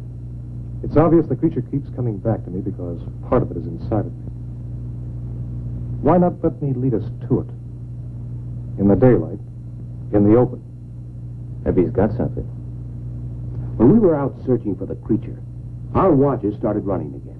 And then when we encountered it, they stopped. On our way back here, they became active again. And now everything's dead. Now, it's my guess that the magnetic disturbance originated from two different locations. One from the creature, and then from you. It might be the only thing that's keeping you alive. If my life has been given back to me, it's for a purpose. Trust me. And we'll learn why. If the creature isn't what you believe it to be and we're forced to kill it, then we have no indication of what will happen to you. I know. That's why it's important to let the creature make itself known before we take any action. All right. But if we follow Johnny's plan, we still have to be prepared. We've no way of knowing what can happen to us out there. Remember, we've agreed to give the creature every opportunity to prove itself. In the morning, we still agree to follow Johnny's plan. We'll get an early start. By that time, maybe help will arrive. Dave and I'll stand guard. The rest of you get as much sleep as you can. Will it come back here tonight? I don't know.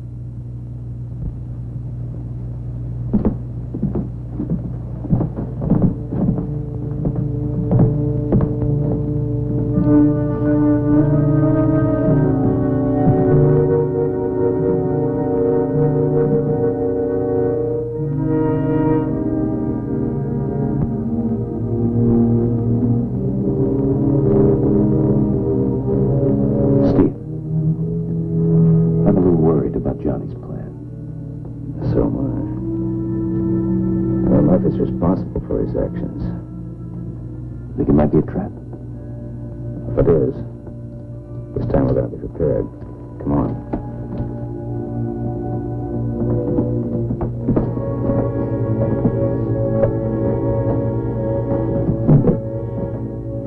How about a Molotov cocktail? We fill it with gasoline and then use it as a hand grenade. That's a ticket. We could saturate the creature and detonate it with a Very pistol. There's no way it could escape then.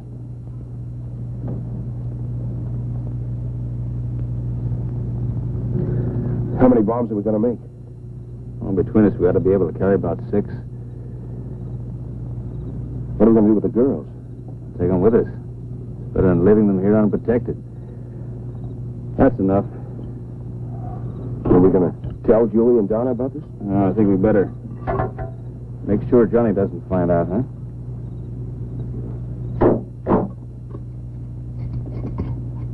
You ever seen any of these work before? Yeah. Guadalcanal. Guerrilla tank was running wild behind our lines. He knew we couldn't do any much damage with our rifles, so he was playing kind of a cat and mouse game. Until he knew he could finish us off. Not far from where we were, there was a truck overturned, and the kid in it saw what was happening. Got the brilliant idea to bring me some gasoline, and we made up some of these. That tank came by, we smeared it but good. Pretty horrible to see, but it worked. Well, it'd be good for me to get off of this mountain. Even with these cocktails, I'm not anxious to tangle with that creature again. Well, none of us are, but I don't think we have any choice. It came down on the satellite. It's our responsibility. Besides, it's better to stalk it and have it come after us. Yeah, you're probably right. And so, I wish we could wait for some help. I just don't like the idea of taking Julie and Donna with us. Well, I don't either. Then we don't know when help will arrive. We can't leave them alone.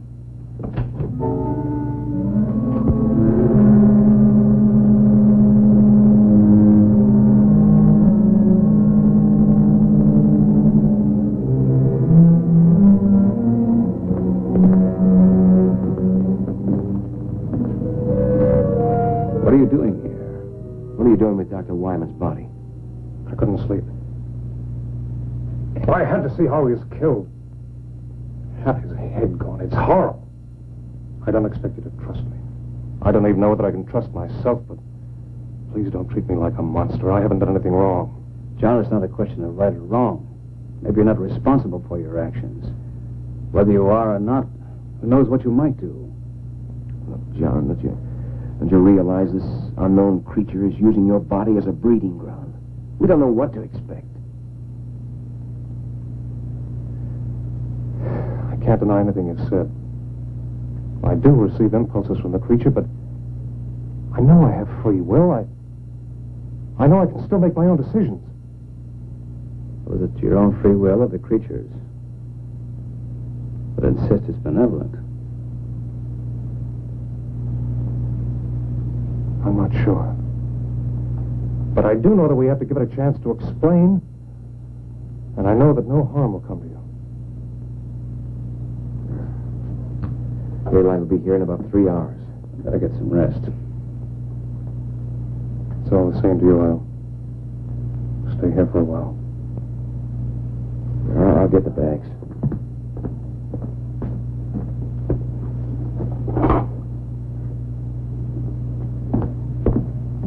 All right. You will give it a chance to explain. We'll give it a chance.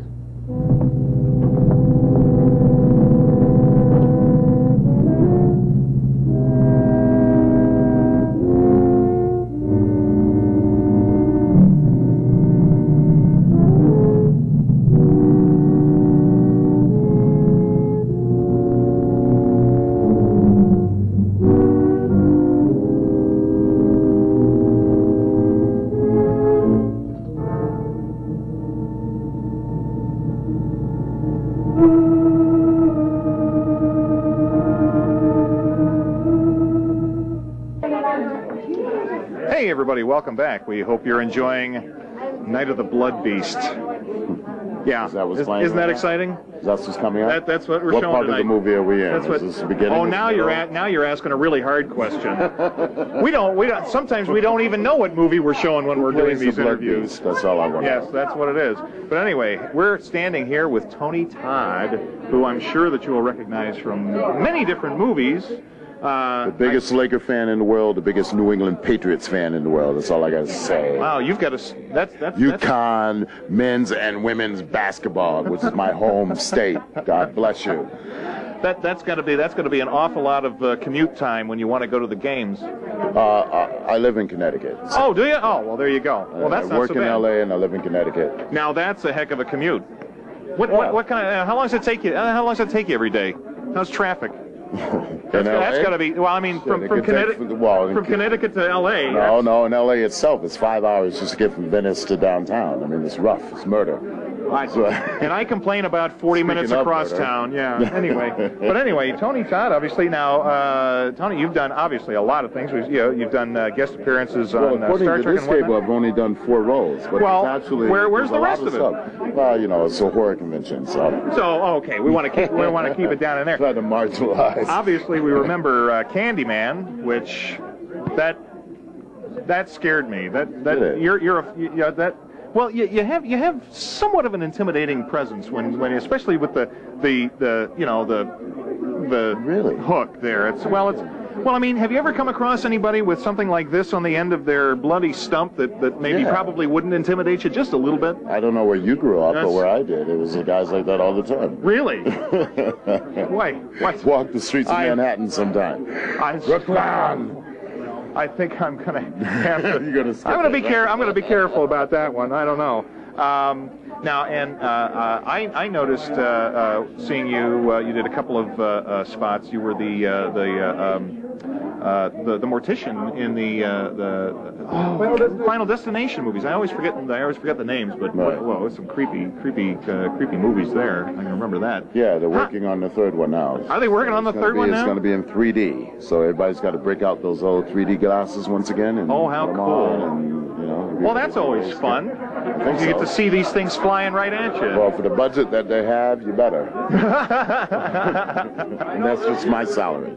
Now, you get paid? What's that like? I don't know. But anyway, now, so how did you? How did you get into so much of the horror? I know you've been doing other things, but obviously this is kind of you've done a lot of different horror movies and that kind of a genre. How did you happen to get into that?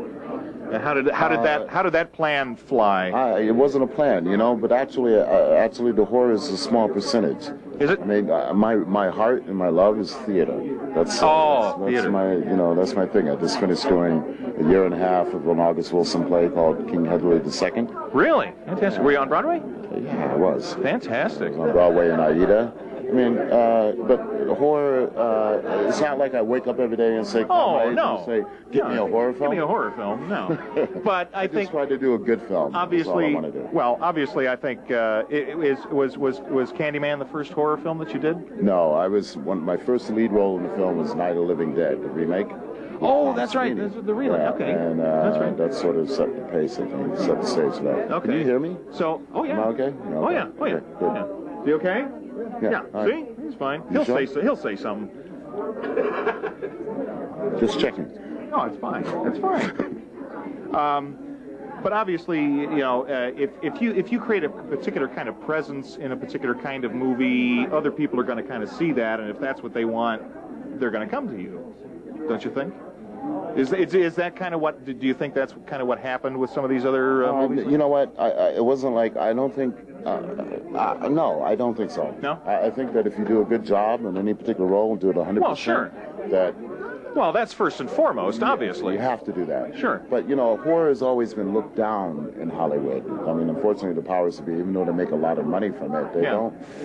It's always been a stigma until recently. Kind of like cable.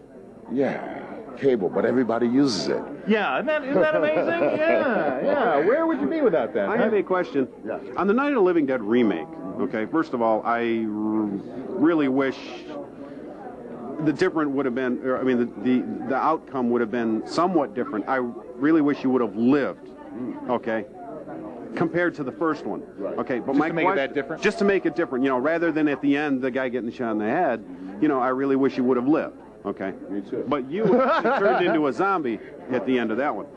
My question actually was that the exact same house? Because it looked almost the same. No, it wasn't. And somebody asked me, was that the exact same cemetery? That was shot in a small town called Washington, PA, which is about 30 miles outside of Pittsburgh. But so it's nearby. It's nearby. I make a specialty of being killed. I think I've been killed about 30 times in films. I counted. My girlfriend counted it one day. You can get killed in your sleep, pretty much, at this point, right? I live in my sleep. You live in your sleep. Figure that one Wait a out, minute. folks. When I'm not watching cable, I live in my sleep. Wait a minute. Oh, my God. No, it's grinding. Now, you had mentioned it wasn't the original cemetery. We actually went to the Evansville Cemetery, so I knew that when it was being when I watched. The house wasn't the same, and somebody bought that house. I heard since then, based on us filming there for 7 weeks and trashing it. Somebody actually increased the market value. Where you shot it, yeah. No, the one that was shot in the original Night of the Living Dead is no more. According to Ella Mae Smith. Yeah, right. It's gone. But people lie in this business all the time, so you never. No. Don't steal cable, folks. No. Because when you steal cable, you affect residuals from actors like me who work hard for a living. We don't. Residual. We don't. What are those? That's what I asked him. I said he gets paid. How do you spell that? He gets paid. What's money? According in our dictionary, residuals is spelled F-R-E-E. Yeah, and S-A-N-D-W-I-C-H. Or anyway. But you do it for the love, guys. We do it for the love. We do. Right? Yeah. 6 years. There you go. Obviously we do. If we're not getting paid, we're doing it because we love it. Thank you very much for taking the time out. Best of luck. Anything new coming up that we know to hear about? What's coming up that we need to look for? Okay, first and foremost, I did a film called Tournament of Dreams about high school girls basketball. I'm very proud of it. Tournament of Dreams. It'll be on cable soon. Get ready to shoot a film called Minotaur and Shadow and New Candyman and New Final Destination 3. Good Lord. And a Western called Justice. Justice. Yeah, which we're shooting in Santa Fe, New Mexico. Ooh. Holy mackerel. So all this so when do you have time to sleep? I don't. You don't. Well, hey, that's just give him a good strong cup of coffee. There's worse things to do for a living, so I'm blessed. I understand that. All right. Well, thank you very much. Best of luck with all the movies coming out. We'll keep an eye out for those. So is that the right company you work for? That's what I'm. Well, yeah, sort of. Yeah. Just want to make sure because there's others out there, but only there are rules. Right? This probably won't be around for much longer, though. If you've read the news. Yeah. Oh well. Go back to them too. I have nothing to do with it. And I bought stock of Martha Stewart. I think maybe you need to change financial planners. No, I bought Starbucks. Oh, well, all right. Well, hey, they're not too bad. Why don't you go to a break and don't listen to me for advice. Or me either. Cable TV offers you more of everything. More choice of what you and your family want to watch, and more control over what you don't. With cable, you have so many programming choices that come into your home, and more ways to limit which ones your kids have access to. And because it's cable, we're giving you more. More information on how you can best manage all of cable's choices for your family. Call your local cable company or go to controlyourtv.org for more on how to view the right thing.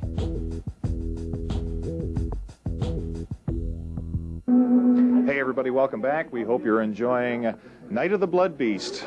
How exciting is that? Wow, nice one. Now you feel like you've really hit the pinnacle of your career, don't you? Yeah, Night of the Blood Beast. I'm telling you. That's amazing. This is Kane Hodder, who, I'm sure, looking at these pictures, you can guess what he's most famous for, at least as far as the convention here is concerned. Killing people, right? Well, you know, it's got to be a rough business. No, it's actually quite easy for me. Is it? Yeah. Is it? Comes really? natural. Let me just move over here a little bit. Don't touch me again. Oh, no. I don't want to get him upset. No. So I've seen your handiwork. I'd rather not. You found I'd rather not. I'd rather not be on the receiving end of that. I didn't think they'd find the corpse that early, but okay. Okay. Well, it was good talking to you. So now you've played Jason not in all the movies, but in most of the movies. Now, 7, 8, 9, and 10. 7, 8, 9, and 10. The only person that played Jason more than once. So what was the problem? Everybody else was kind of like, nah, once is enough. That mask is too hot. I just don't think they really enjoyed it as much as I do, and didn't really put that much into it. What got you motivated to enjoy that so much? It's too natural for me. I just enjoy violence and violent things. You're feeling okay right now, though, right? You're calm? No. Can somebody get You're kind of pissing maybe me some off, warm milk? really. Okay. Well, here, maybe I'll just. Is that better? No, this is better.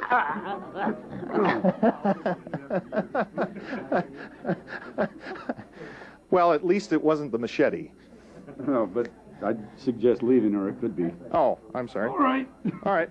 Well, thanks very much. Appreciate Thank you. it. Are you coming up with anything new that we should be looking for? I did the season premiere episode of Alias that will be coming out whenever they start the show. And, that's a good show. That's one of my favorite shows. I'm looking forward to that. Rob Zombie called Devil's Rejects, sequel to House of a Thousand Corpses. So. Oh, I remember. Okay, I remember that one. So that's what I've been doing lately. Very good. So are you going to be? Were you just in the opening for Alias, or are you going to be like a continuing character? No, just that episode. Yeah.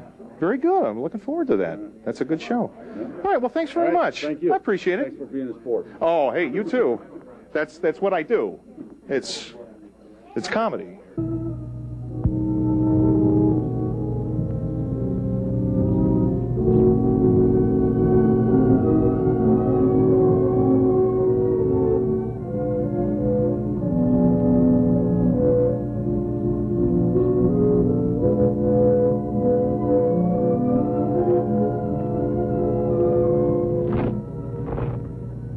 The creature isn't far away. There's some hills to the north, and a cave. But he's never been in this area before. How does he know there's a cave?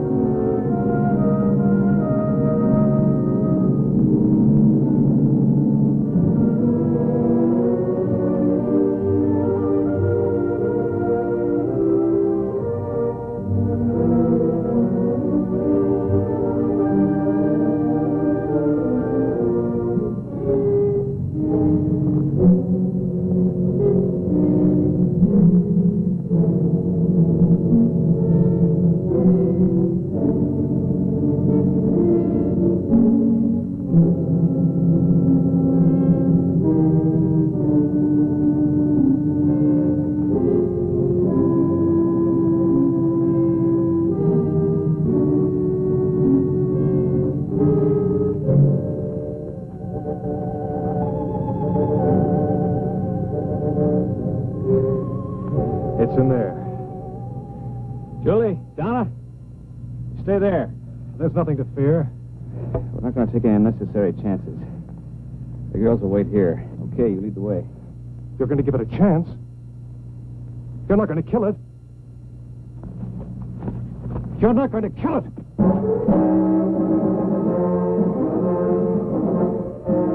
What happened?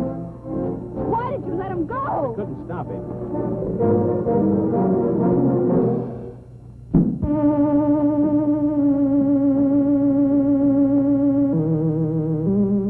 I brought them to you.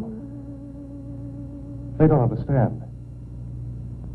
I'm not sure I do. How can I help you to communicate with us? Now I am able to speak by assimilation, a form of photosynthesis. I have been able to incorporate certain of Dr. Wyman's functional processes. Was Dr. Wyman's death necessary? Through his sacrifice, I can communicate, understand your reasoning, your motivations, your way of life. I will need your help. Together we must make them understand that I have not harmed you, and that we will give them a better way of life.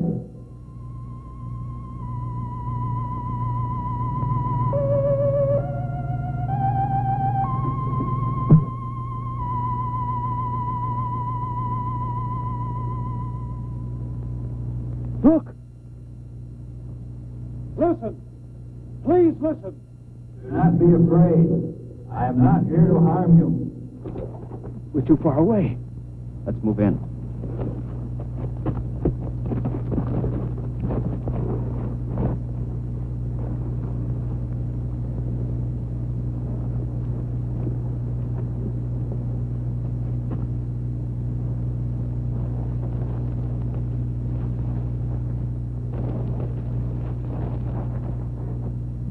Do not be afraid. That's Dr. Wyman's voice. It is his voice. But how? Yes, I am using Dr. Wyman's voice.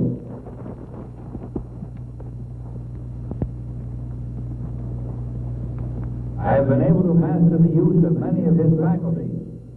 With his voice, I am able to communicate with you. You killed him! He is not dead. Not dead. He has gained something more than life as you know it. He is the first of your kind to attain immortality. Immortality? We're not interested in that kind of immortality. I know you want to destroy me, but listen. Please listen. I only want to help you. Millions of years ago, my people inhabited a planet such as yours. We discovered the ultimate power, just as you on Earth are about to do. Ready to make your move. We should have put this power to our own benefit. Instead, hatred, greed, and prejudice caused us to misuse that power. And it brought about our own destruction. Open target. Now's our chance. But you can't risk killing Johnny. No, wait. That harm is there in hearing them out. For centuries, we have been circling your Earth, waiting for a means to penetrate your atmosphere. Your projectile was the first to present a means of entry. Those before were not retractable and burned as they fell back to Earth. I am the first to come. Death and destruction? If what you say is true, what are we to expect? You need me, and I have come. Through me, we will unite our intellects within one body. It's insane. And how do you plan to do that? Already it has begun. Within the hour, the first of our new generation will be born. It's true. I can feel him inside. You're imposing your will on us. You're sacrificing our civilization for the resurrection of your own. I've been a fool. The only way you can be saved from your downfall is by our sacrifice. What you propose is dominance, not salvation. Don't be governed by fear. Go ahead and kill me. You've already said I'm dead. A dead man with a brain and a body kept alive artificially to feed a generation of monsters. That's not true. If you don't kill me, a new civilization is inside of me. It will destroy mankind as we know it today. The future of our race is in you. You've got to kill me. We have to destroy it. John! Run! Get away from it! Oh. He will live on to become a greater being in future generations to come. Don't kill me. In destroying me, you are destroying your only hope for mankind.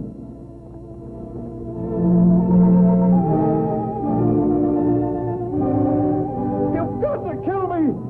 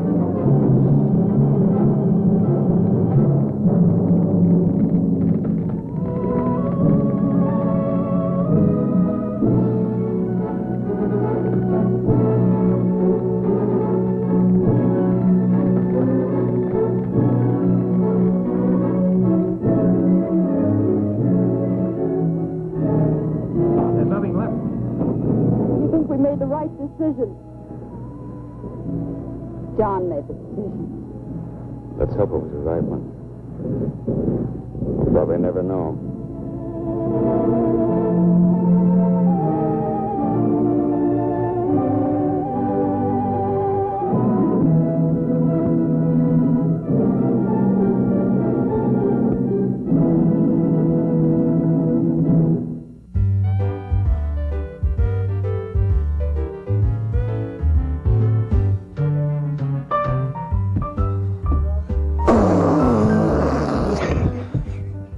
Okay, I'm a little afraid. Oh, now. wait a minute. Let me give his harmonica. He has a harmonica in his hand.